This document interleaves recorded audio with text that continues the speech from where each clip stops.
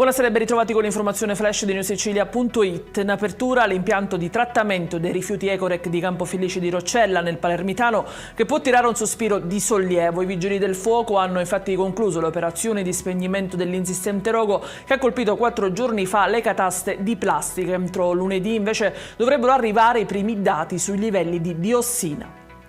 Pistoia mette a disposizione di Niscemi il proprio supporto per gli interventi di recupero e rinascita della biblioteca civica. Lo si legge in una lettera del comune interessato in prima linea per dare una mano a cittadini messi in ginocchio dagli eventi franosi.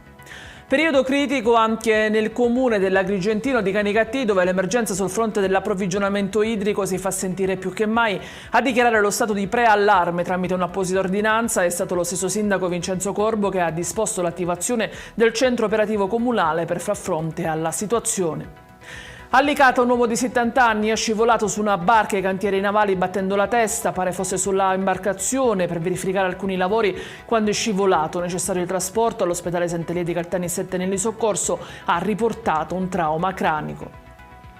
In chiusura abbiamo il meteo. Domani in Sicilia nuvolosità diffusa, piogge anche a carattere di temporali attesi in serata, peggiora a partire da lunedì, leggero calo anche per le temperature. Ed è tutto per questa edizione. Vi ricordo come sempre che i dettagli su queste notizie e molte altre li trovate sul nostro sito e sui nostri canali social. Grazie per averci seguito e buona serata.